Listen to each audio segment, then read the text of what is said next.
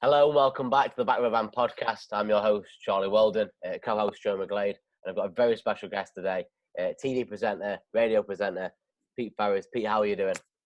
I'm very well, thank you, gents. I'm enjoying the last few days of nice weather before we all get horribly locked back in our houses for nicer reasons, to be fair.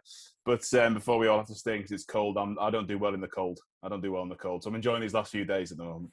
Very true, very true. It's been a weird summer for sure. It's been a very weird summer. I want to take you back, all the way back to 2005, if I have it correctly. Yes. At the University of Leeds.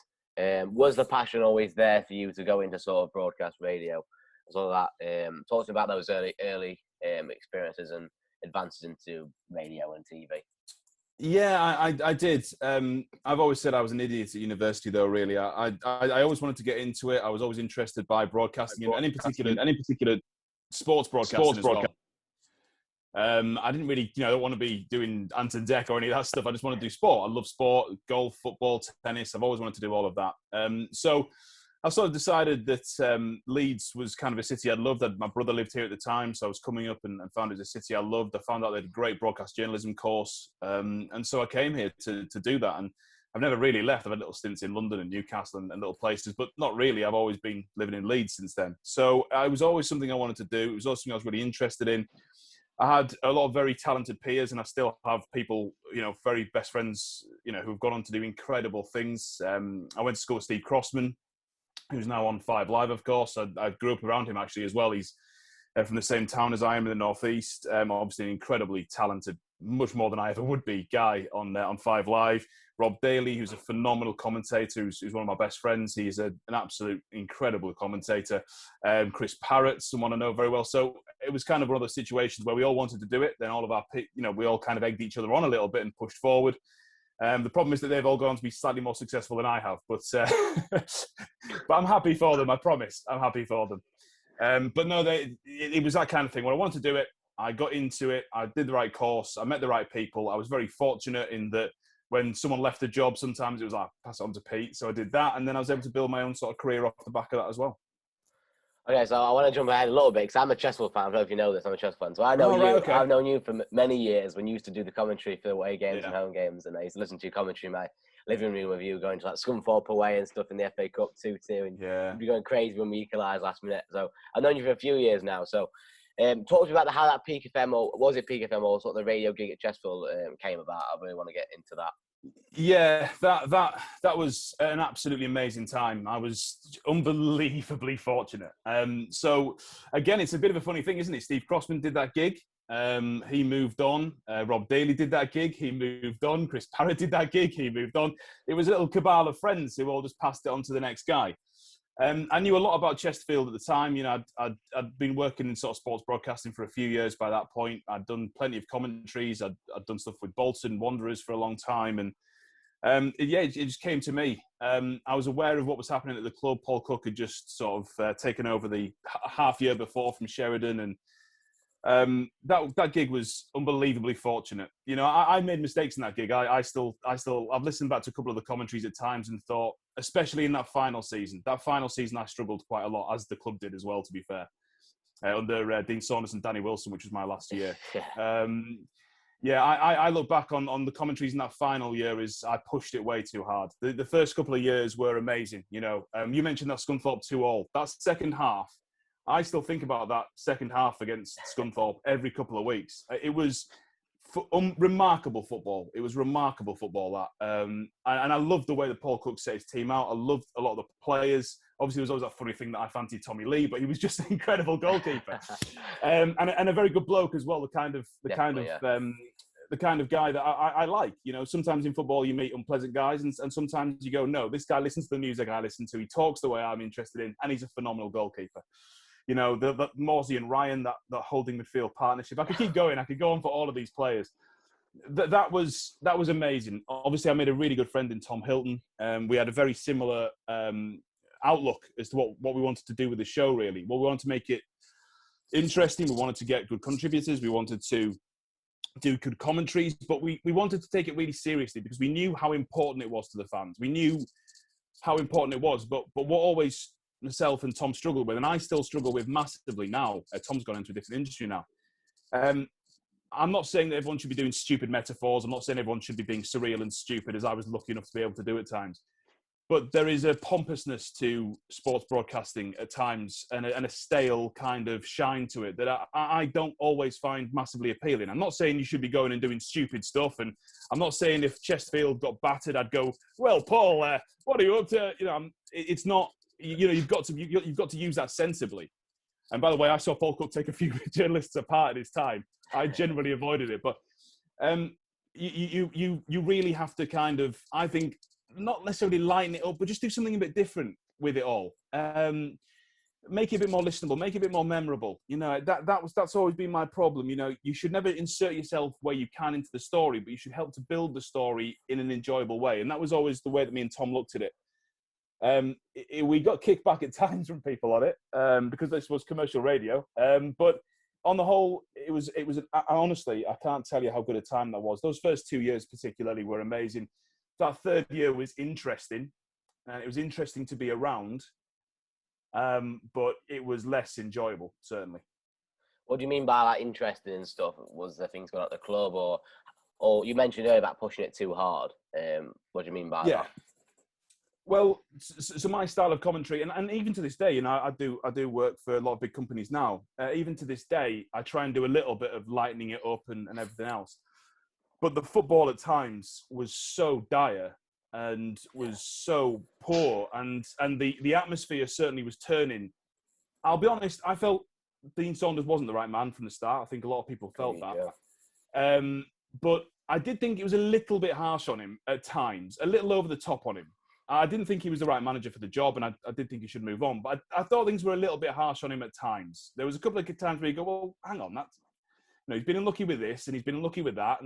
But yeah, it wasn't the right decision after Paul Cook left, just full stop. But it was interesting in that I'd done 2 years of a club that I really, and still to this day, really care about. And really had got to meet so many wonderful people. Phil Tooley is the loveliest man in the world. Karen Johnson's just this wonderful woman. I'd met so many great people covering the club, and I really cared about the club. I'd met some great fans. And in that third season, I wanted to try and make it a bit more listenable, but I was definitely stretching. And I kind of knew I was a little bit at the time as well. There was an interesting. I never looked at sort of comments, and on the whole, me and Tom got very nice ones. But there was one relayed back to me by a friend, because we kind of wind each other up by doing that. And actually, it was completely true. I don't know who said it, which was it's getting to the point where every time the ball goes to the corner flag, he talks like it's a goal.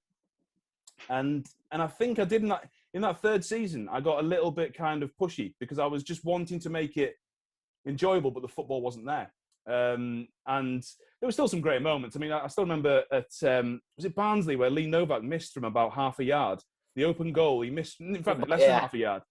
Yeah. And then he scored later on. It was an interesting season in that obviously the likes of Klukas had moved on. You were getting a lot of shift. Whole team was effectively wiped out. I understood why you'd sign Angel Martinez. I understood why you'd sign Chris Hurd. I understood, actually, to a certain extent, why you'd sign Sylvain Ebanks-Blake. But none of it was working, really. None of it was working. So you were sort of standing there, having watched Paul Cook's kind of standing on the touchline screaming, pass, pass, pass, and these beautiful moves and these wonderful goals and these incredible moments. And then in that third season, the drop-off was huge. Players were dropping like flies with injuries, which I did think was unfortunate for Dean Saunders, although he did buy some players with injury histories. And just that third season was just it was interesting because it was tough. It was tough going, that third season. I remember me and Tom really were loving covering the club, and sort of towards the end of the third season, we were shattered because we were trying really hard, but we were aware that out of our control, things were going really badly. It definitely was. You mentioned... Go on, John. I was just going to ask you, do you know when it is like not fun football to watch and the club you enjoy covering is struggling? Has that ever put you off commentating again for if it ever goes down that route again, like struggling to commentate for a team? Yeah, I think for a team is interesting. So that's the important phrase there. I think it's a really good question because I don't think I'll end up covering one team ever again in that way. I work for the Football League now, and a huge company called IMG, and I do stuff for Sky, and I do teams where the result is neutral. Whoever is watching or whoever is listening, you might get fans of one team, you might get fans of another, or you might get neutrals. Now, with all due respect to Chesterfield, a wonderful club, no one at the time was tuning in to Chesterfield against Shrewsbury who wasn't a Chesterfield fan, right? So you can tailor your commentary. If there's a goal, it's great news. If there's a goal against you, it's bad news. You can do all of that. I've also never been a great commentator because of my style when it's a boring game. I had a boring game a couple of weeks ago, Stoke against Birmingham, 0-0 in the Championship. And it was a bad game.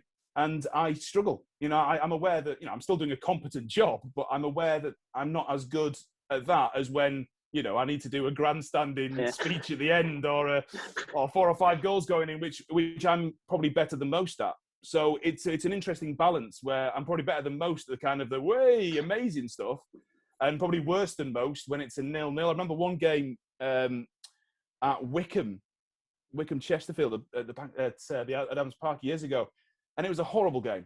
Chesterfield were in a great run, but it was a horrible game. And I remember coming off the back of that with a 4-hour drive home going, I was rubbish. I mean, the game was bad, but I was dreadful. So in terms of covering one team, I think so, because also, I've got a team that I support, and Chesterfield have become a second team. And I've said this to people before, and no one kind of believes me, but it's true. Once I've checked my team's results, I go straight away and I look at Chesterfield's. I keep up to date with the news. I'm seeing what James Rowe's doing. I'm seeing them sign Chimanga in the last couple of weeks, which is an incredible signing, Kabonga Chimanga. I'm looking through the turnover of the last few years. I'm looking at the takeover from the chat. I really do immerse myself in Chesterfield even now. They are my second team, and I very firmly believe you can have a second team. In terms of covering another one club again, I don't want to say no because I'm freelance, and someday I might run out of work and someone might ask me. But ideally, no. I think Chesterfield have kind of filled that hole, which is odd considering I was only around for sort of 3 years. I definitely ended up caring enough about the club for that, I think. Yeah, so where did it end with Peak FM and the Tom Hilton and Chesterfield FC saga? Yeah, so I wanted a bit of a better work-life balance, which as a freelancer you don't always get, especially in covering football. Now, it sounds like a stupid moan, doesn't it?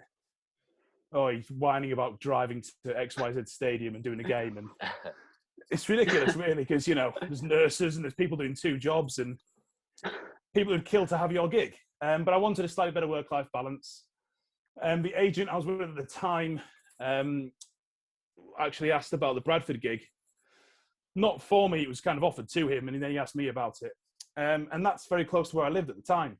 And there's slightly more money, not much, but slightly more money. And it just felt like kind of time to move on a little bit and give myself a bit more work-life balance. That's all it was. I mean, that's all it was. And then that gig didn't happen.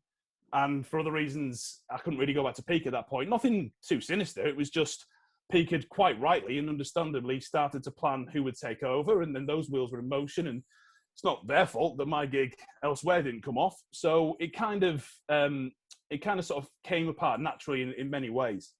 I'd like to have done a 4th year. I think looking back, yes, I needed a better work-life balance. Yes, I wanted to be closer to home a bit more often. But I would have liked to have done a 4th year, in generally speaking. However, now knowing what happened that following year, I'm delighted I didn't. Would have only got worse for you. Yeah, I mean, so I feel so sorry for Joe Rawson, who was a really good commentator. And Joe took over from me. And just had nothing, he had nothing to work with from the very start. And obviously things really started to spiral at that point, didn't they?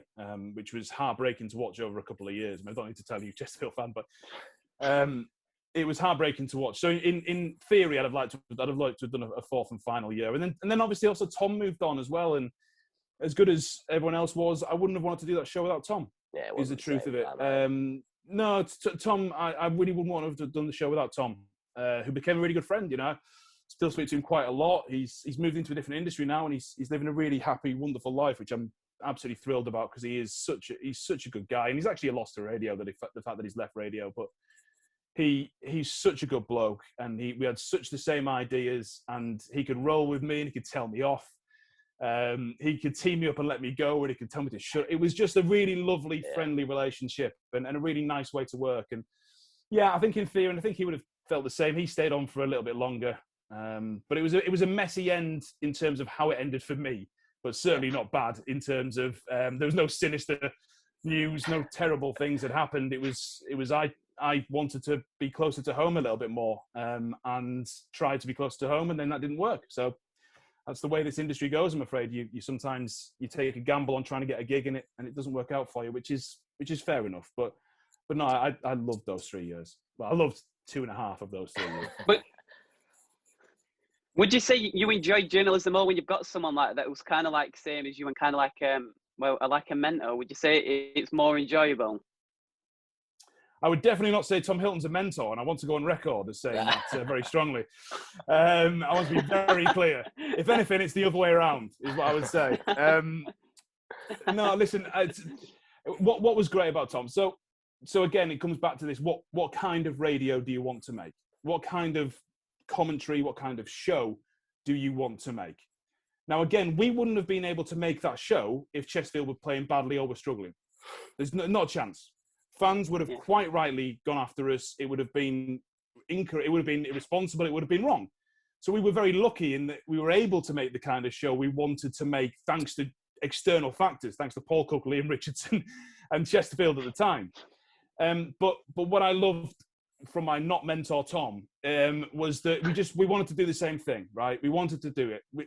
I could do stupid stuff like, say, Tommy Lee jumps on a ball like a hungry hippo. I could make up Gary Roberts' middle name just on the spot, and know that the guy at the other end of the line, the guy in the studio just near Whitmore, could just say to me, could laugh, or could say, you're an idiot, or could just, I trusted him implicitly, and I think he trusted me implicitly. He knew that I might be ridiculous, I might be stupid, but I was never going to mess around.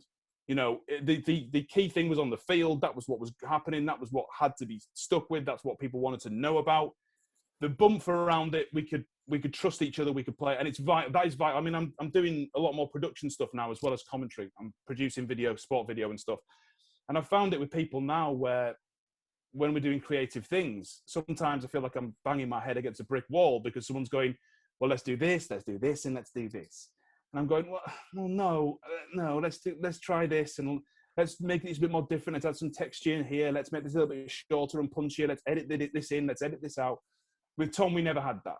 With Tom, it was this lovely, natural, unspoken thing of, that's the right thing to do, that's the wrong thing to do. And I don't think we made too many mistakes, although we did, because obviously we did. You do every game for 3 seasons, you're going to make mistakes, because of course you are. And like I say, that certainly the second half of that final season, I was stretching that final season. It certainly was a great dynamic for sure. Just before I move off this Chesterfield stuff, what's your favourite memory from commentating on Chesterfield? Oh God, where to start? Going into the dressing room after Burton, the promotion there. Liam Cooper had been injured in the first half of that game at Burton, and watching him try and jump up and down on one foot on crutches on a slippy dressing room floor with champagne flowing everywhere was very funny. That was a very funny moment. That day was great. Obviously, then a few days later, the Fleetwood game was just set up. It just set up perfectly for me from a selfish point of view. But just seeing the fans and these amazing moments. Sheffield United. Do you remember the Sheffield United game where Dan Jones did his fish flop? Yeah, the time when he got red carded as well. Yeah. That was incredible, because Jimmy Ryan scored an absolute belter in that game, but Gary Roberts was injured for that, or maybe he's suspended. I can't remember. And he was my co-comms, and my kit was literally falling apart. It was the power cord was just, for some reason, the power cord was dying, and as Jimmy Ryan pulled his foot back, everything died. Everything died. So I plugged it back in, got it all going. Yes, I've got it all going. Sorry, everyone, technical problems. Jimmy Ryan scored this absolute blah, blah, blah. And Gary Roberts, who'd said nothing, just went, handle that well, lad. I was like, thank you very much. Beautiful. And then he laughed. He went, nah, not really. I was like, oh, fine, cheers. Thanks, guys. There was one moment I had to apologise on air for Sam Hurd swearing, which was really funny, because Sam Hurd, again, such a lovely bloke, Of all those players in that team, he would have been amongst the very few I'd have thought would have sworn on air. But Chesterfield won, I think, last minute, and I can't remember who it was against. And that's annoying, I can't remember who it was against. And his brother walked in front of him, and Sam completely forgot the mic was on. And he said, "We don't effing make it effing easy for ourselves, do we?" I was like, well, Sam washes his mouth out with soap. Apologies for that. That's sorry about that. That was great. But in all seriousness, the trip to the JPT final was amazing. Obviously, the performance was great. Just couldn't get the win because they played really well in that game. Chesterfield played really well. That was great. That promotion was great. There was a lovely moment again with Phil, who I love Phil. I think, you know, a lot of clubs have someone who's a bit like Phil, you know, an old hand who's been around for a long time. But very few have people who've helped save the club like Phil did. Yeah. And very few people have had someone who gives their absolute heart. Him and his wonderful wife, they give their absolute heart. He even does women's stuff now. Yeah, he's an amazing man. He really is an amazing man. And I remember when they scored the second against Fleetwood, after all the cheering, turning and seeing tears in his eyes. And without getting too corny, that's probably my favourite moment because it kind of brings home what football is. You know, this man who's given his heart, as so many fans do. You know, I'm not saying he's special in that respect, but you know, a guy that you really like and a guy you actually kind of care about, and you see how happy he is about his team succeeding, and this team that he's given everything to his whole life, and that's my favourite moment. It's always been my favourite moment since it happened. You forget, you know, you can forget the charge in League One. You forget the incredible moments, the volleys, the last-minute goals, the incredible moments of skill, the batterings of teams like, was it Colchester, I think? 20 past goal, all that sort of stuff. All of that, you know. That 20 past goal, man, that was amazing. I don't think I did that game. I think I was ill. It was Fleetwood won it, I think. Oh, well, I think I might want to have done that game. And there's one incredible goal. Oh, no, it was Joe Shea's volley that I didn't do. But yeah, that's my favourite moment by a mile because it's just kind of everything that you want football to be, and it's a really beautiful thing to see that. And again, when you meet people at the club, you know, Jeff, of course, who's pottering around every day and telling you off even if you feel like you've done nothing wrong. The wonderful stewards at the club, you know, even now there's amazing people there. And every day that I see what James Rowe is doing, I get more and more excited. I really do, because it's not just the fact that the club is moving forward under really good new ownership. It's moving forward in a pretty classy way. I think Asante stays fit last season. There's a big chance of the playoffs. I really do. I thought Akwasi getting injured last season was dreadful news. Really held everything back. With him fit last season, I think there would have been enough. I think there would have been enough, or could have been enough. This time around, I think they're going to take some stopping, and I agree. It's very, very exciting to see. I mean, we're in a bit of a tough run at the minute with defensively, but Tuesday night's result was good. But honestly, it just warmed my heart here when you talk about this. It's like you know what's going on completely. It's quality. Yeah, I mean, even with Barnett, you know, the other day, I mean, you take a completely comfortable lead and you're like, yeah, easy, we're done. This is beautiful. And then it gets stressful again because you don't stop shots from range. But, you know, because I thought about the criticism of that, and I was thinking, well, how many times do you expect a deflected 25-yard shot to trouble you? If you, as a manager, if you see a team having shots from 25 yards all the time, you're usually pretty comfortable. You're more than happy with that. Yeah. But what's great, obviously, is a few years ago that would have led to a 9-2 defeat, whereas now it obviously ended with a fantastic victory. And it's great to see what he's doing. It really is. And you know, it might be that the club isn't able to keep him beyond maybe next season. You know, if the club gets into League Two, it might be that he moves forward. He's certainly shown quality at Gloucester and at Chesterfield that suggests he can manage at a higher level. But let's not worry about that now. I guess let's enjoy what's happening now. Yeah, let's enjoy it now. Certainly after the last few years. I mean, jeez. It's a breath of fresh air to see a manager doing well and start a season. Just finally on this whole thing. With Peak FM, I don't know if you've seen what went off with them the last few years, and obviously the molding into Greatest Hits Radio and stuff. What are your thoughts on that? Personally, I didn't really like it because it's like Peak FM sort of my local station. I just saying like this whole. It doesn't really feel like Chesterfield Greatest Hits, if you know what I mean. The way the industry's been going for years. Even when I started out 2000, I did my first. I actually weirdly did a freelance news shift for Peak years before I was anywhere close to the sport. 2007 was that? Oh, wow. Before I graduated from university. Yeah, a long time. I'm an old man. And even then it was kind of, you used to have 3 journalists in a building, and then it was 1 journalist and 1 freelancer.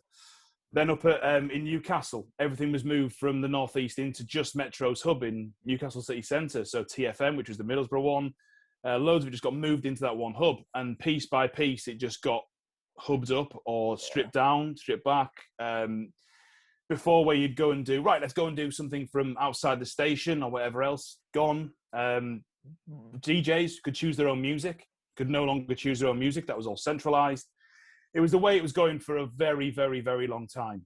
And that was also the thing, you know, and Tom knew that, I kind of knew that, there was probably only a few years left for any station like Peak. And Peak actually held on a bit longer than a lot of others did. Quite a few actually went well before Peak. But now, I mean, if you try and find a local radio station covering their local football club, good luck. They don't really exist anymore. There is 1 or 2, but I'm talking 1 or 2. BBC and stuff. Well, yeah, but just in terms of local commercial radio, it doesn't really happen anymore. Everything is centralised. Which listen, I don't look at the data, I don't look at the stats, the analytics and things. But it's odd to me that one of the biggest media explosions of the last 10 years has been podcasts. You know, investment in personality, investment in topics, in people. And what commercial radio has done is cut people out and instead gone to the music. But music, if I want to listen to a song now, I'd say, give me a song. Spotify. I'd type it in here and I'd listen to it. Or I'd put my playlist together and I'd listen to it. I'd plug my phone into my car and I'd listen to the playlist all the way there. So what commercial radio did was it got rid of personalities as personalities were growing, and it put an emphasis on music when people could listen to whatever music they wanted to listen to, whenever they wanted to listen to it. So, listen, yes, there'll be analytics and there'll be cost-effective nonsense, blah, blah, blah, and all that, which I don't know about, so maybe this is all wrong. But to me, it's just always seems so odd. Because like you say, you listen to the radio station now, and it doesn't feel like it's Chesterfield. It feels like you've popped on Heart or Magic or whatever. And you know, again, you'd see sometimes the wonderful way that people would, you know, not just being complimentary to me and Tom, but to other people as well. It's fantastic. Thanks for your coverage today, and it's been wonderful listening to this. That was a dreadful game. Pete, you're a moron, but thanks for at least being there. You know, all of this stuff, which does help to build a community as well. And radio stations, commercial radio stations, used to be able to do that. And Chesterfield's also in an odd position because Chesterfield, from a BBC point of view, it's North Derbyshire, right? Chesterfield is North Derbyshire. Yeah. And it's covered by Radio Sheffield rather than Radio Derby. And yeah, then you might switch. Weird to me. You might switch that. Well, that I know the reasons for that, but can't talk about them. But it's kind of like this. It's a very odd thing where Chesterfield kind of falls through a gap a bit as well for your coverage. And I'm not saying, by the way, Andy and everyone, all the guys at Radio Sheffield do a great job where they can. You know, I'm not saying otherwise. They're brilliant. But it does sometimes put Chesterfield in an awkward position for its coverage because, you know, Radio Sheffield's got 900 clubs to cover. We're all Championship or Premier League or whatever at the time. And it just puts Chesterfield as a club in a strange place sometimes, which isn't really fair. But it's not Radio Sheffield's fault, and it's not Radio Derby's fault, really. It's just the way that the patch has been divided up. That is very true. Very true. Yeah. So moving off radio and stuff, I think you've done some work with The Zone, big up and coming platform, that is for sure. Talk to you about that and how that come about and some of the stuff you've done there. Just an old agent I had got me into The Zone. They actually operate a lot of their stuff out of Leeds, which is obviously very helpful for me. I've not been there for a little while. I've been focusing on some Football League work and everything else. But again, as with all this stuff, it's, you know, they asked to see a showreel of my work. So, you know, edited a showreel together. Because they know the agent, they kind of trusted the agent that I'd do okay. I went in and did a lot of French games. I did a lot of Italian games. I did highlight shifts. So you'd go in very late indeed. You'd go in at about 11 p.m. On a Sunday night or a Saturday night after all the big games in France and Italy had finished. You'd watch through the highlights. You'd voice up the highlights. You'd record them. And yeah, The Zone is interesting because there's no doubt that Sky is going through a strange spell. BT's obviously got rid of a lot of the stuff it paid a lot of money for. The whole thing is very tough. I've got to say, I do still have a belief that it might end up that clubs end up buying their own stuff back. I know they do their own commentary stuff now. Rob Daly, one of my best mates who I mentioned a moment ago, former Chesterfield commentator.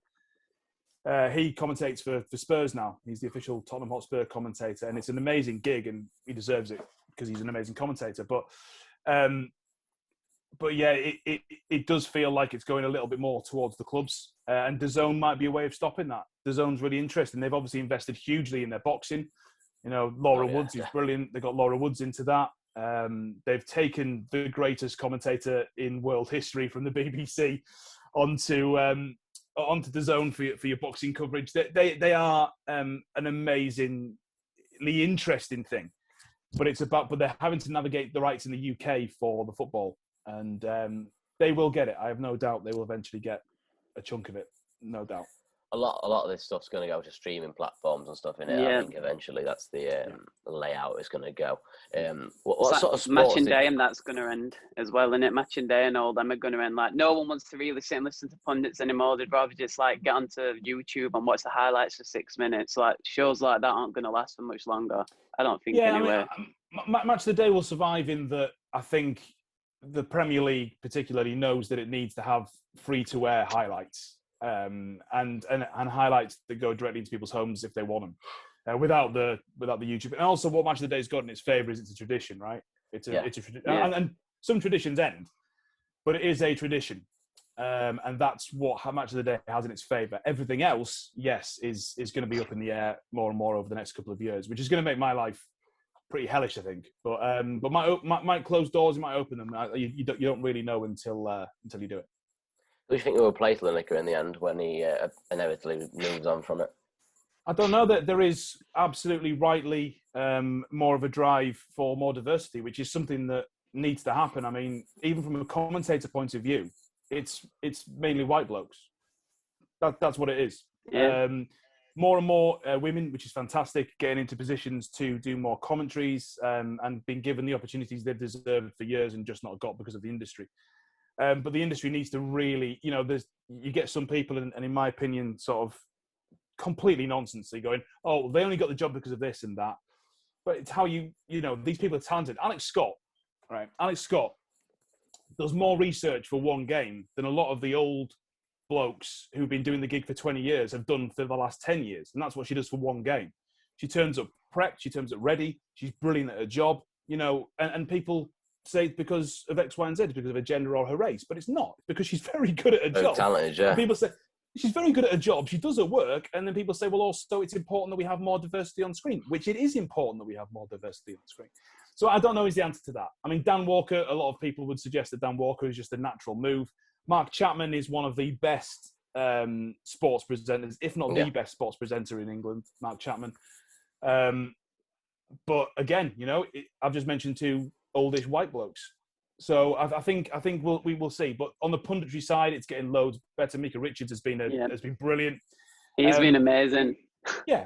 And again, it's about content as well, though, because, Carragher and Neville, incredible. That's not about diversity of gender or race. That's about diversity of coverage. That's about them analysing stuff, but also being two blokes who have a crack at each other because one's a Manc and one's a Scouser. So, and also they've both won Champions League, so no one can say anything to them.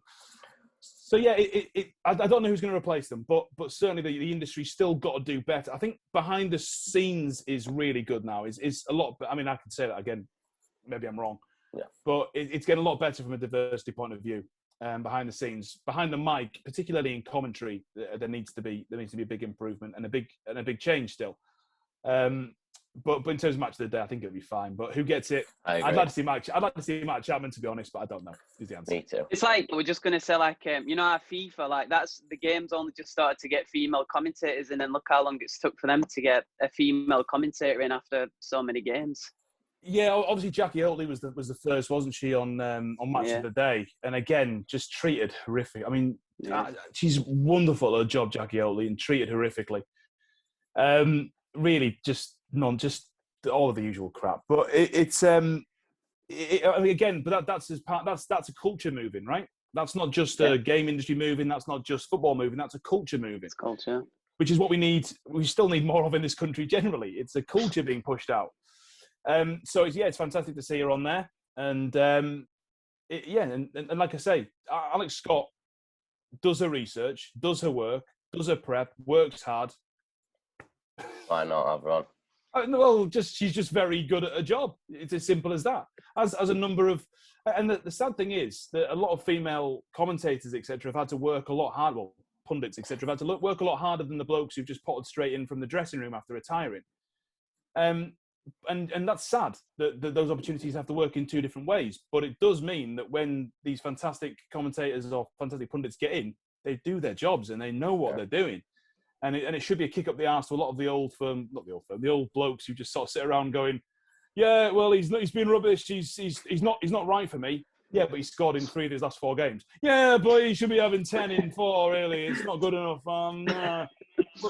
What do you mean? Well, he's just because he's been playing every minute of every game. He's been injured for 2 weeks. Well, yeah, I know, but it's just this can't be there.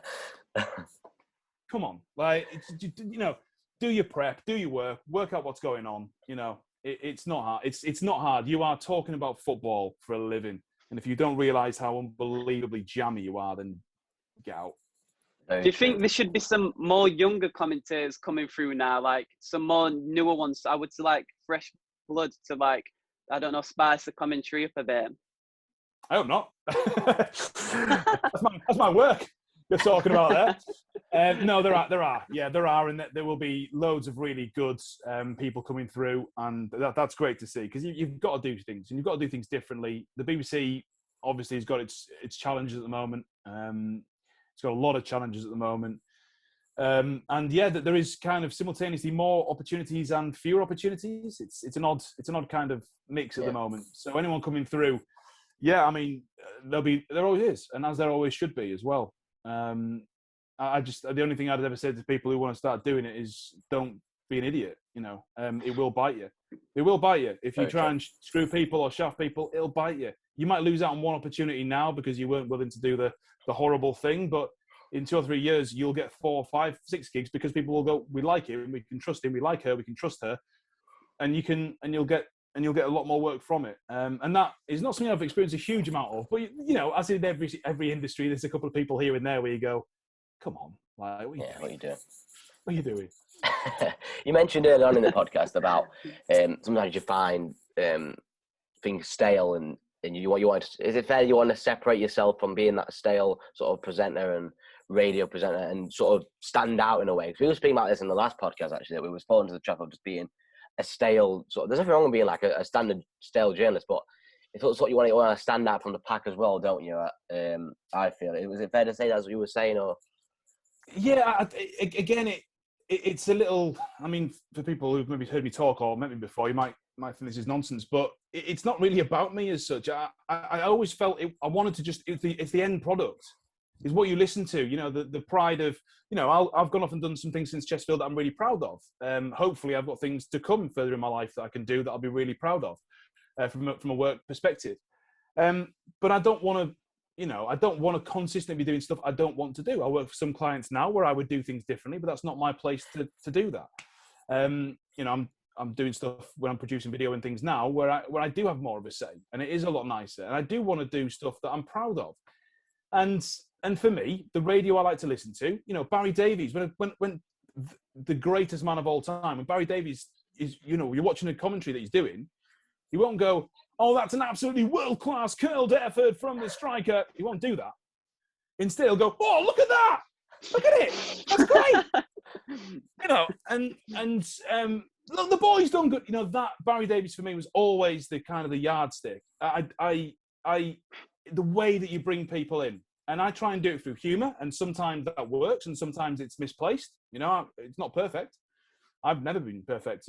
Sometimes it doesn't work, and you shouldn't have done it. And you look back and you go, there was the drives I did back up the M1 sometimes from Chesterfield where I'd go, oh, no, I shouldn't. I probably was a bit silly there, a bit over the top, or, I was a bit shouty. It was a great moment, but dial it back a little bit. You're critiquing yourself, but I just want to do stuff that I would want to listen to.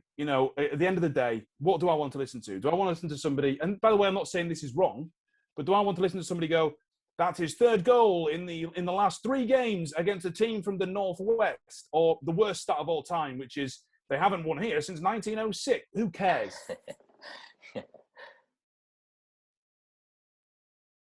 Players in the starting 11s, the same players 114 years ago. Well, no, they weren't, were they? You know, head-to-head stats bore me. I hate head-to-head stats. Unless, like, you know, earlier in the season, a great game between these two teams earlier in the season when most of the players are the same. And going back a couple of years, even for me, head-to-head stats, I'm like, I don't care. It means nothing. It means nothing. You know, again, maybe in derby games, you know, Chesterfield, Mansfield, or whatever, you go, all right, well, Chesterfield. But generally speaking, players' heights, unless you're Peter Crouch or you're Erhan Ozturma, who's like 1'9", like, what? Why do players' heights? All 6'3" of his frame. No. What are you doing? I agree, yeah. And listen, again, I will have used some of those before, by the way. 100% I would have done. But I'm not as interested in that. I want to listen to radio that I want to listen to, that I would find interesting. It tells me what I need to know and lets me enjoy it. You know, inform, educate, entertain, that old BBC adage. You know, that's a really good little ditty, because the entertain part is forgotten so often. And I think in sports, and again, there's so many people more qualified and more talented than me in this, but in sports now, there's this kind of, especially in the Premier League, everyone taking themselves too seriously, you know, and that's not to say that it's not serious for the fans. You know, that's not to say that a team, you know, that your team getting battered 4-0 and you going, right then, well, 4-0. No, right? This is important to the fans. It's important to them. But what the Premier League, what football especially, and I'm doing a lot of golf stuff at the moment, and I love golf, but what these sports have got to do is get their heads firmly out of their asses, because the fans are getting hit. Premier League, football, again and again and again, they're getting hit. And there's this thing of, well, how much are they going to take? How much more are they going to take for the cost, for the emotional cost? And if you can be part of entertaining people as part of that, so that means have your serious interview. Ask your manager if they're under pressure. You know, do the serious journalistic things. But also mess around. You know, mess around. This is football. We're not doing heart surgery, right? Enjoy yourself. You know, be silly where you can be silly. Be fun where you can be fun. Educate where you need to educate. And be serious where you need to be serious. But there's too much of, hello, we are here now doing this. This is the biggest thing that's ever happened ever, and we're taking it really seriously. We might occasionally put a silly video in, but really, this is very serious. Is it? Is it? It's serious to the fans, but the broadcast is the difference between it being serious to the fans, because you're not underplaying how serious it is to those people who love their football club, right?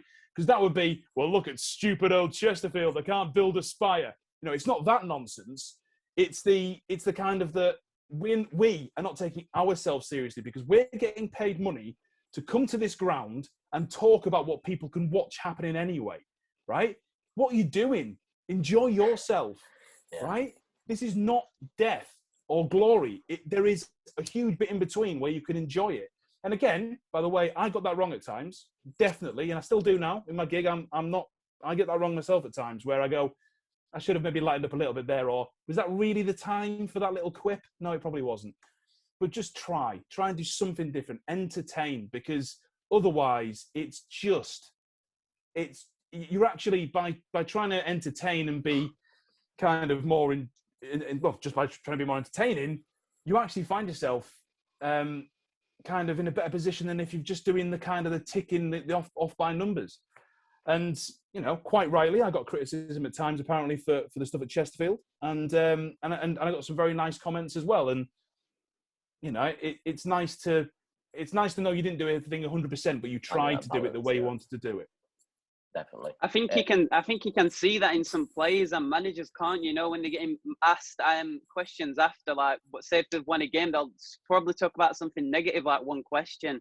You can see a player don't really want to focus on that. They want to obviously celebrate the win or the hat trick they've scored and everything. So, like, yeah, you can see that a lot with the players and managers. Yeah. Well, clubs controlling the narrative is a big issue now. Yeah. You know, I've always had a big problem with, not with the job itself, but with people highlighting for a club journalist. I don't like that. I don't like that phrase. And they've got no problem with the jobs and the people doing them, you know, fair play to you.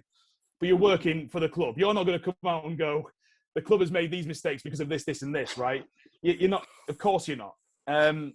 Press guys aren't going to let you ask too many of those questions. They'll let you ask a certain amount to keep things generally placated. But ultimately you are there to help with the, and I use this word in a kinder way than it sounds, but the propaganda of the club, right?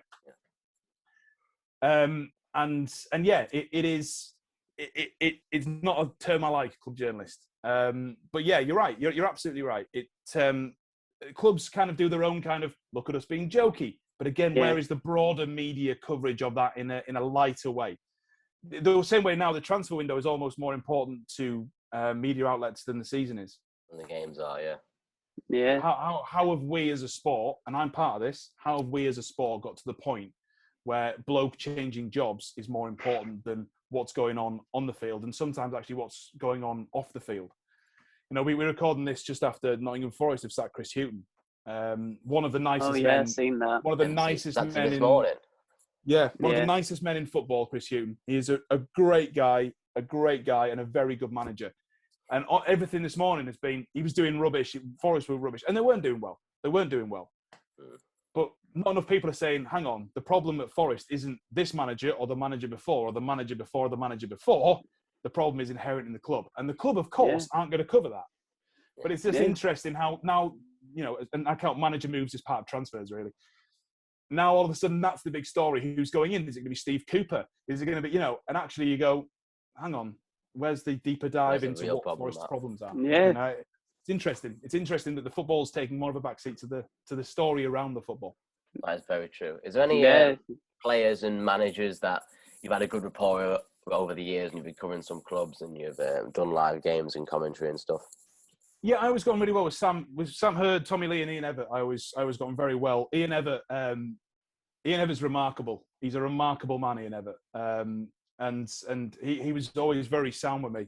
You could tell from the start he was going to be a brilliant manager. He got 4 games at Chesterfield, was it? 5? 4 games, yeah. 4 games. Yeah, last 4 games of the season, yeah. And he actually did all right, to be fair. Yeah, and there was nothing really he could do at that point. And it was very clear he was going to be a good manager. The guy's a proper leader. He is, I mean, even I, as a pacifist and a coward, would follow him into war. He's that kind of guy. And also, you know, you get a real measure of the man as well, because when he arrived at Chesterfield, he looked done. That first season, I'd say his first 4 or 5 games, he was slow. Players were turning. People were out. I mean, imagine being a player who can out-muscle Ian Evatt. It's insane. Yeah.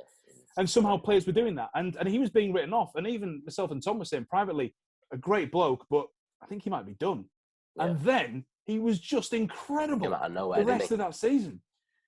And, you know, Sam Hurd comes off the transfer list halfway through that season because he's been brilliant as well. So all of this, just absolutely incredible what he did. In terms of getting on with players, you never really want to become friends as such. It's a weird kind of balance where I did some Stoke games after Sam Clucas. Obviously, Sam Clucas is at Stoke. I've done quite a few Stoke games over the years. And when he went there, I bumped into him a few times. A cursory, polite hello. How are you doing? It's horrible what's happening at Chesterfield, isn't it? Yes, it's horrible. These kind of little bits. But I personally never really want to get friendly as such. There is this unspoken kind of work friendship, you know, for sources, for stories or whatever else, which I've not really done for quite a few years anyway. But not really. I mean, I always thought those lads there were really good. Who else? I mean, I've met a lot of people in other works, you know, in other ways of life. So, guy Commentators, I've met a number of times, and he's a really good bloke, really nice guy. It's more after they've retired, really. But other journalists, what I'd call proper journalists, because I'm probably not one of those anymore, and not haven't been for a couple of years. They will have people who they get on very well with, and yeah, you do end up around a lot of sort of players who've got incredible stories. I mean, absolutely incredible stories, and the way they lift the lid off when you chat to them privately is amazing. Moose comes to mind when I think about journalists who are very pally with friends. I mean, Moose from Talksport, if you know what I'm on about. I remember going to an under-21 game, yes. And just going up to all the players and just chatting with them like for a good 10 minutes. Like each player going up to them and stuff. That was crazy to me.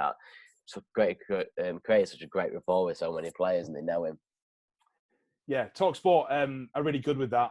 They get current players in now. I mean, players who are still playing to go on air and do stuff. Talksport are really good with that. Ian Abrams has been around for a while and knows quite a few people.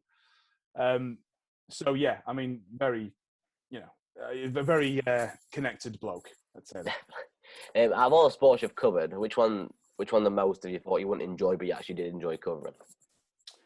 Oh, that's a good question. I did a little bit of hockey at one point. Not much.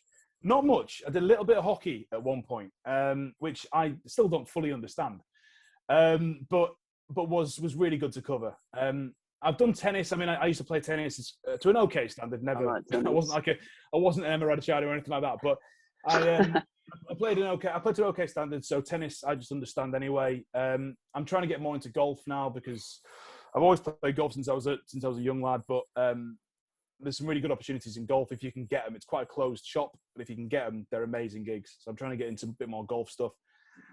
But no, I did a little bit of hockey. And then in one of my roles, one of my sort of main staple roles as a freelancer, I did sort of very small with odd sports. There's a sport called bandy, which I don't know if you know about that. It's just so odd. The whole thing is odd. You know, there's the Swedish. What's the Swedish thing where it's ice hockey outside? I can't remember its name now. I've got a brain block. But yeah, so I did a lot of that because at the time I was working for a bookmaker. So yeah, it was interesting. And again, you just say yes. You know, you say yeah, and you work it out. And you work hard, and you learn, and you watch, and you grow. I tried to do basketball. I think I've done 2 games. I do basketball. Right, I struggled with basketball. I really struggled. I found it very hard, basketball, and I just never could put my finger on why I wasn't very good at it. I worked on it. I watched games. I listened to all the commentators to get general terminology and everything else, but I never worked out why I wasn't very good at it. But I just did not like the 2 games I did, and I was like, But even then, English games, or was it NBA games that you covered? It was NBA games. NBA games. Oh wow! It was 4 or 5 years ago for a thing called World Feed, which is kind of, it's not like a huge gig. It's a good gig, but it's not huge. But even then, I mean, some football teams, you know, I did Mexican football for a while, so 5 a.m. kickoffs.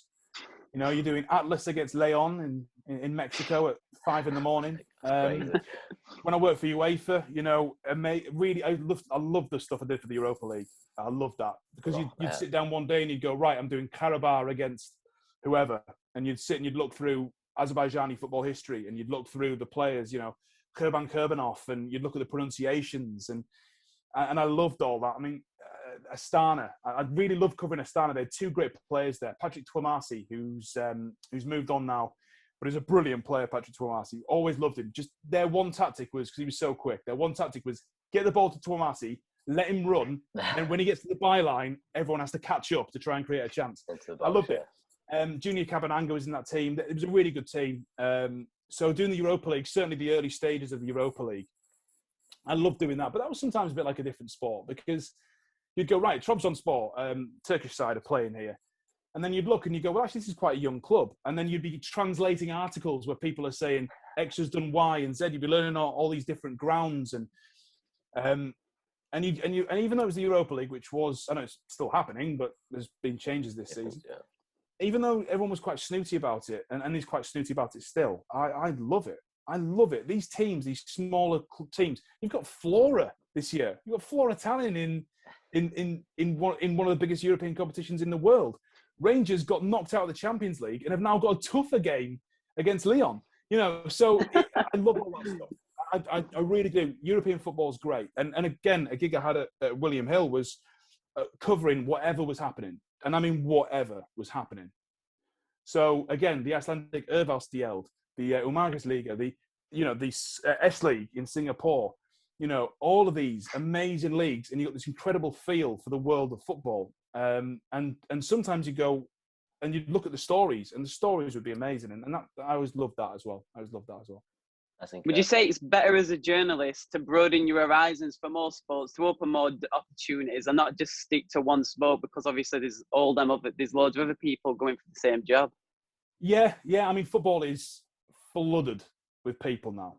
And I mean flooded, and that's fine. You know, it's the way the gig is. Now, there might be fewer opportunities in golf or fewer opportunities in hockey. But if you work hard and you are good enough, you will keep that opportunity.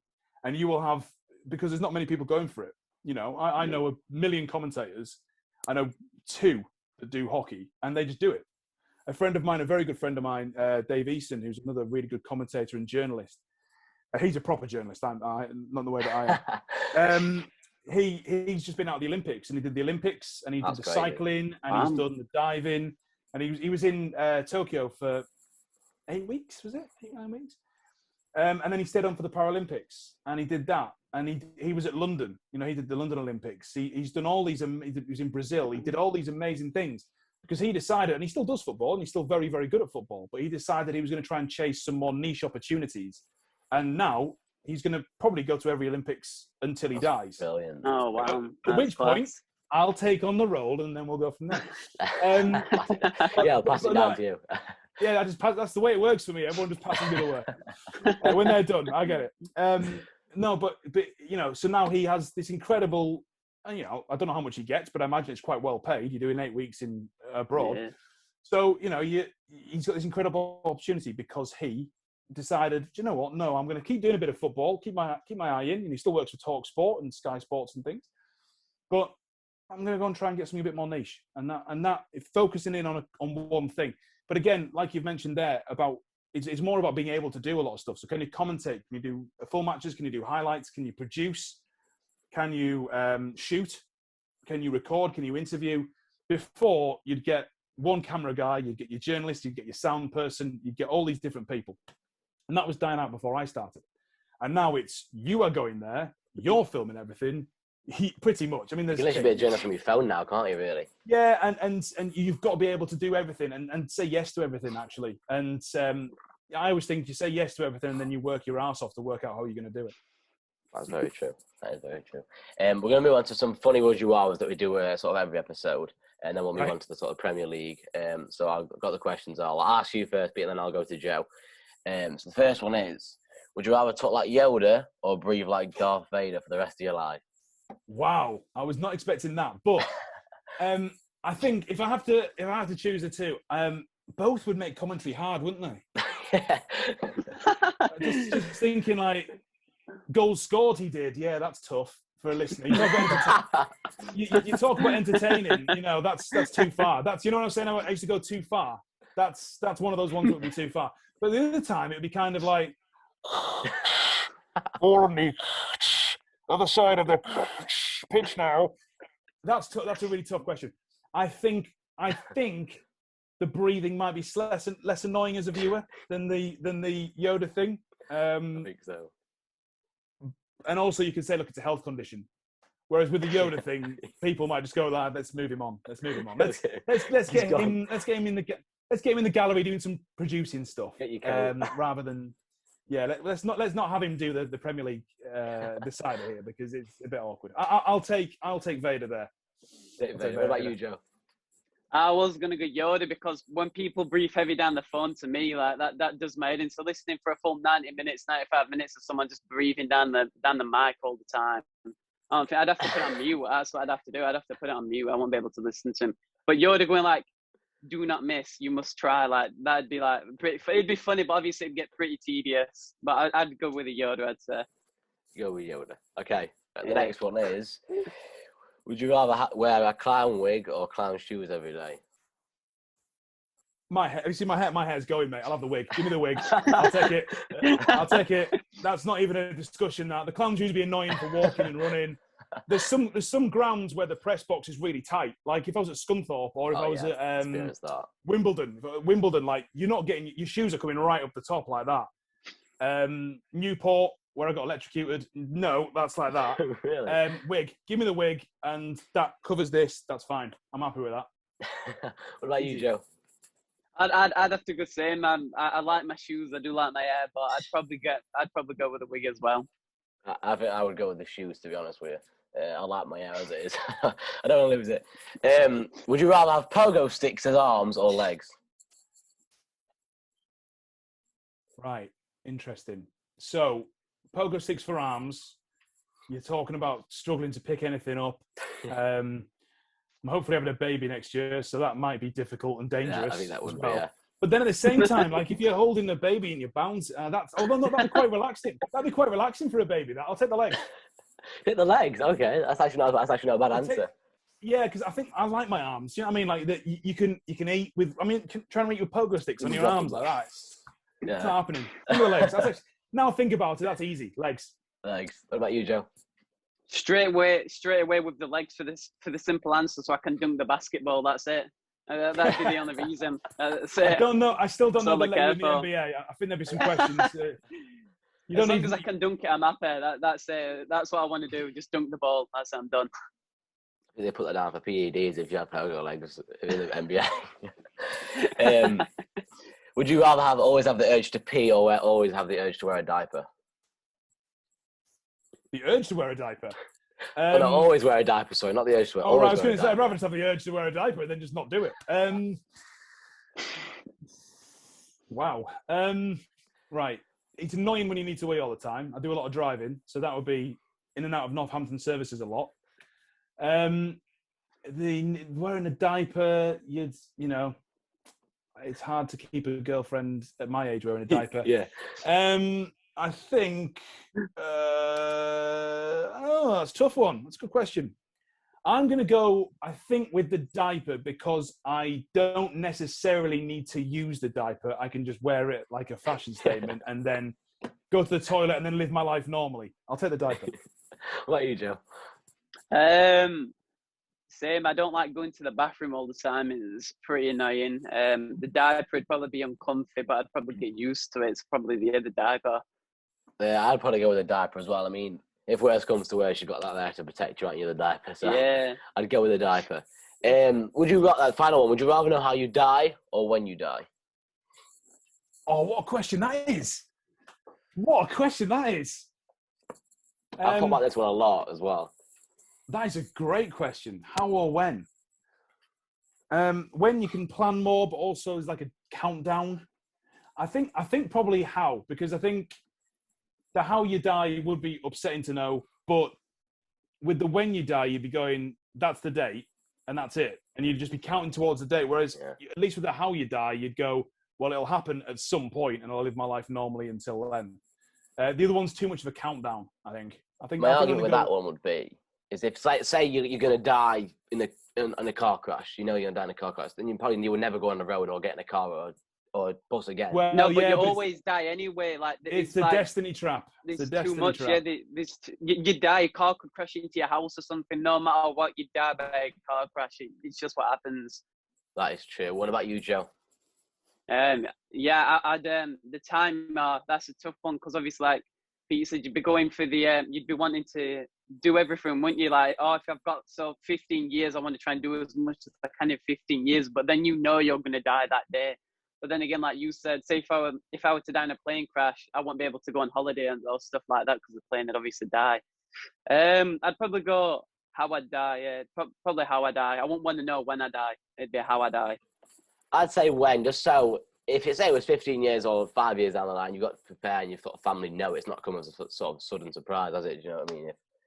If when you die, that makes sense. Yeah, but it's too much like I've got to do everything by this date, whereas you can still live a normal life, just knowing that eventually, you know, you might get ill or whatever, and you can just live a normal life until that point. Yeah, it's a surprise. I've got to say, if it was as soon as I unplug my laptop from this power source here, and then I go, that would be upsetting. Now, if you said, right, well, now it's in 15 minutes' time, I'd go, right. Okay, what want to do now? I wish I hadn't found out now, but there we go. That is true, yeah, we think about that. Finally, we'll talk about the Premier League just briefly in the transfer window. What have you made of it, Pete? The whole transfer window as a whole. It's been pretty crazy, hasn't it? It's insane, yeah. The Messi, I mean, Barcelona are offloading great play. I mean, Ajax Mariba's just gone off to Red Bull Leipzig. Oh, no, sorry, it's not Red Bull anymore, is it? RB Leipzig. That was the fact they've let Mariba go is actually more shocking to me than letting Messi go, because Mariba was kind of the next in line to be this kind of superstar. So they've been a mess. Ronaldo and Juve never really worked, but Juve are going through a weird period anyway. Juve are in a mess right now. What would happen with De Ligt, you think? Matthias De Ligt, if I've said his name right. De Ligt, a great player. I mean, just a brilliant player. A bit like Van der Beek. I mean, the fact that Van der Beek has been treated the way he has at Manchester United is insane. Donny Van der Beek. It does my head in. It does my head in. I don't get Fred. We're talking Fred. If Fred went Brazilian and he were English, he'd be like 10 million. You know what I mean? So Donny Van der Beek isn't playing over Freddy's. I don't know. I don't know. That's all I can say. I don't know. Yeah, I mean, I don't know the story. I don't know the story behind it, but it's very odd. The Ronaldo thing is quite a nice little thing to come full circle, but he's joining a Manchester United squad that still needs work, right? And I don't know how happy that's going to make him. Before he was at Manchester United with the greatest manager of all time and this kind of incredible football, and he went away and achieved even more than he did when he was at Manchester United. And he's returned at a bit of an odd time for the club again, when Van der Beek or another central midfielder maybe should have been the priority. Elsewhere in the Premier League, I mean, there's been some interesting signings. I don't love a lot of what what the clubs have done this summer. Liverpool have kind of, I mean, they've spent a little bit of money, but they've kind of banked on the fact that most of their players were cropped last season, which I understand, by the way. I understand that completely. So that's where they kind of focus. Man City have very much decided they're not going to bother with a striker. If it's not Harry Kane, they're not going to bother, which I think is sensible. Harry Kane signed a huge deal, and then to a certain extent was unlucky that he wanted to move at a time that no one had any money. And you know, Daniel Levy's made a lot of mistakes at Spurs. He's done a lot of good things as well. But if you want to negotiate with one person in the Premier League, it's not Daniel Levy. He's at the bottom of your list because he will just go no. That's 150 million is a lot for Harry Kane. That is a lot of money for Harry Kane. He's a world-class striker, don't get me wrong, but 150 million is a lot for Harry Kane. And for a guy who, you know, has maybe got 2 more years of his prime left. Yeah. Maybe 3. Who occasionally picks up injuries that leave him out for a couple of months of a season in total. Yeah, true. That's tough. You know, I don't see how Man City could have justified that deal, really. Yeah. So Kane's been called. That was quite interesting. Newcastle continue to be. I mean, Newcastle. I really feel sorry for Steve Bruce. I really do. I know the football's not good to watch, but I don't know what else he's meant to do. I really don't know what else. It's the owners again, isn't it? It's the owners again, like what we talked about. It's the owners. What can you do? That's it. And listen, I've got a lot of friends from Newcastle. I know a lot of people from Newcastle, and I don't really understand what else Steve Bruce is meant to do. He's meant to play bombastic football with no real out-and-out striker. You know, so Max Mount's a good player, but I don't think he's phenomenal. They did well to get Willock. I was surprised that Willock went there, but but you know, Willock's great. But what is Steve Bruce meant to do there? That's the thing for me. I don't really understand what he's meant to do. I think they're in trouble. I think Newcastle are in trouble this season. I really do. They are. Norwich, I really admire Norwich. I really admire Norwich for how they do things. Josh Sargent is a great player. He's a really great signing, and he's going to turn into a very good player. But again, I mean, I think they'll beat Watford this weekend, but I don't know what Norwich is going to do longer term. Palace obviously have brought in Patrick Vieira, who did okay in France. I'm not entirely sure I'd say he was amazing, but he did okay. And Eduardo from Celtic, he's a good striker. I think he'll be like a bit of an underdog this season. Eduard's, very good, and he's obviously bagged a bit already. I can keep going. It's obviously an odd market anyway. It's an incredibly strange market this summer anyway. No one wanted to go too over the top, but still feeling they needed to improve. Clubs who would normally dig in, sort of going, well, we need the money. The Barcelona thing's insane, the way they've been They're in a mess. The Mariba thing really hammered that home. You know, Gerard Piqué taking a pay cut so they could just register Aguero. I mean, that's madness. Yeah, great. They're in a mess. A big mess, Barca. So that's kind of shook things up a bit as well. Again, it's a symptom of a game that's lost its mind, really, to a certain extent. So I watched Barca, and they were a mess against Bayern Munich. Bayern Munich weren't even going full throttle. Bayern Munich, they looked like a training game. Barca just didn't even have a shot on target. Barca was horrific, really bad. I can't believe that's Barcelona now. It's pretty heartbreaking to see. I think they're always going to struggle when Messi moved on, because it's a bit like when you have a central figure. When Ferguson left Manchester United, when Kirbishley left Charlton, when Wenger left Arsenal. You know, some Arsenal fans long for the Wenger days now. So when one person's been there a long time and they move on, it's a bit like in sort of social politics when, you know, a dictator's removed and actually things get more unstable for a while because this one binding force, even if evil, has held everything together.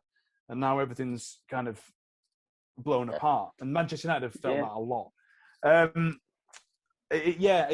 Barcelona are in. I mean, Ronald Koeman the right choice? I don't know that he is. But then what manager right now they might say I want to manage Barcelona, but do they want to manage this Barcelona? Yeah, that is true. The 90 trillion team in debt with no Messi anymore. It's a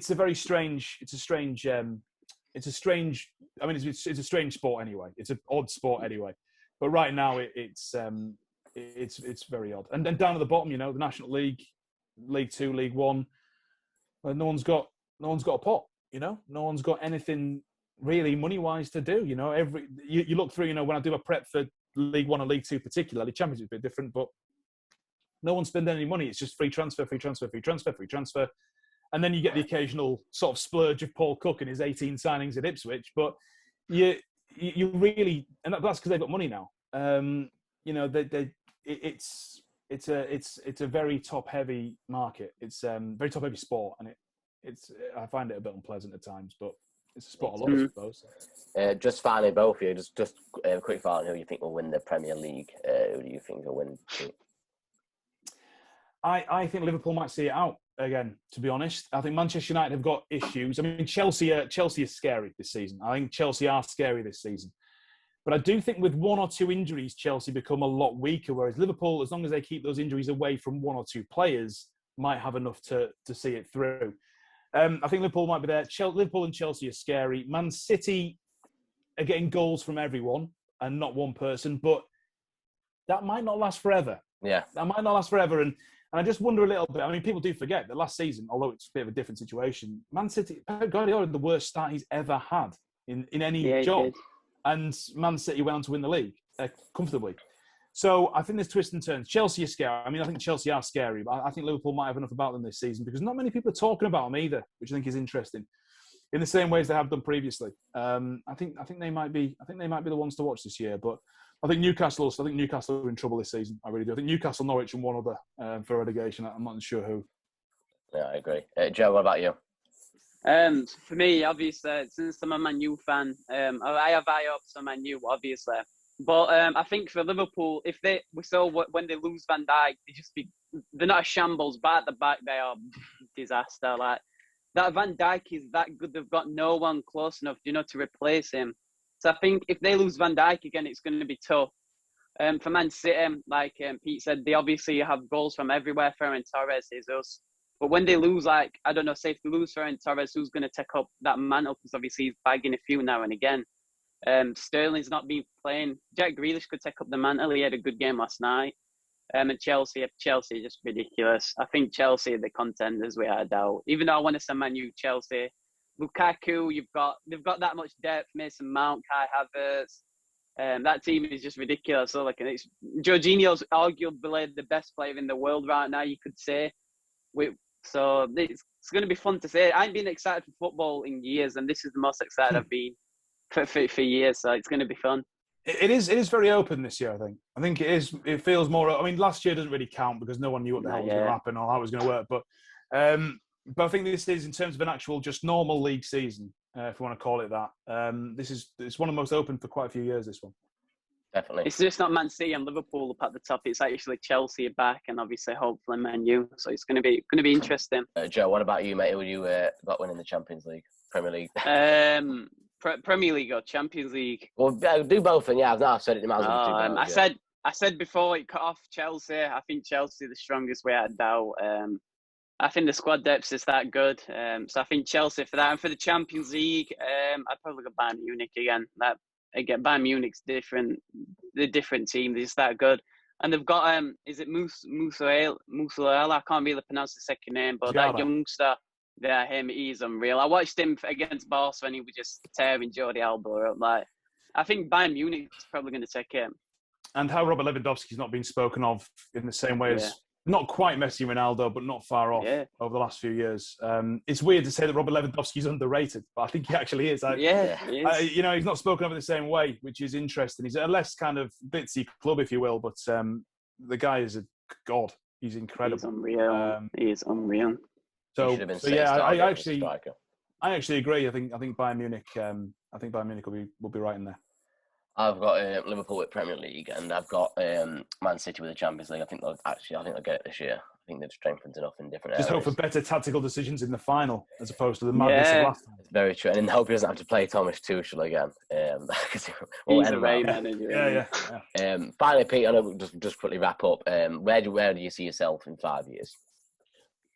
I didn't know I was going for a job. 5 years. I don't know. It sounds cheesy, but I'd quite like to be just still happy. I think that's certainly over the last year. It sounds really cheesy, doesn't it? I'm sorry, maybe not the answer you're looking for, but it's all right.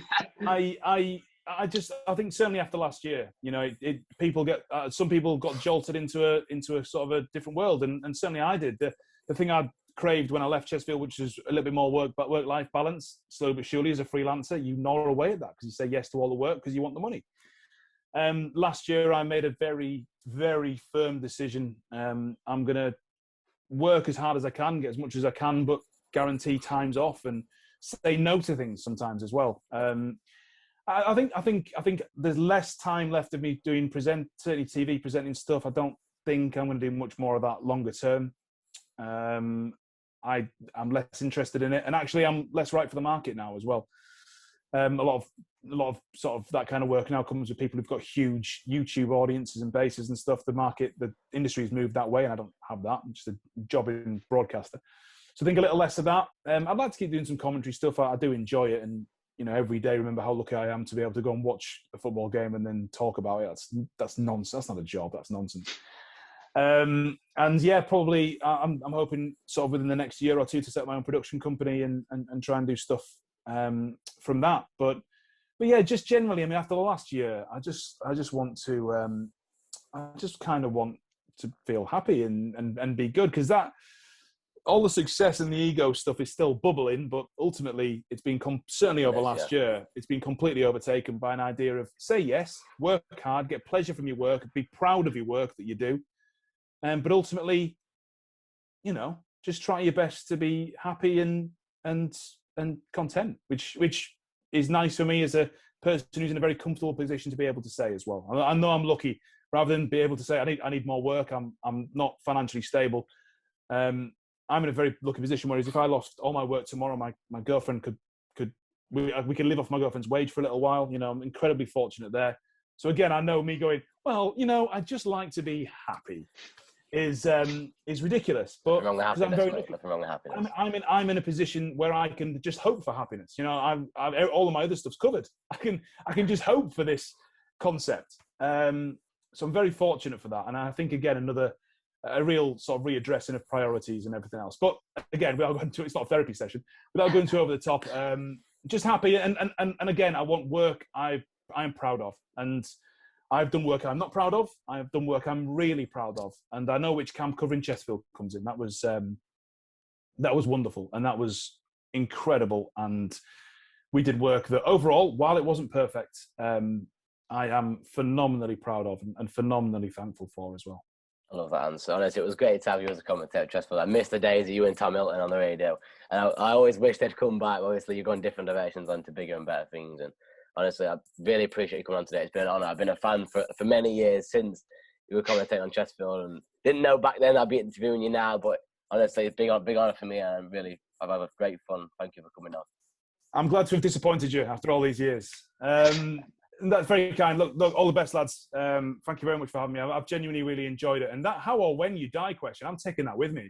I'm giving that to other people. That's an absolute belter, that. I really don't know what the right answer to that is. I'm giving an answer, but I'm not sure it's the right one. One of them in the middle, 50-50 in it, that one. Oh, mate, that's an absolute belter. That is a really good question. But thank you very much, fellas. All the best and good luck. No worries, Pete. Thank you very much for the time. Much appreciated. Thank you.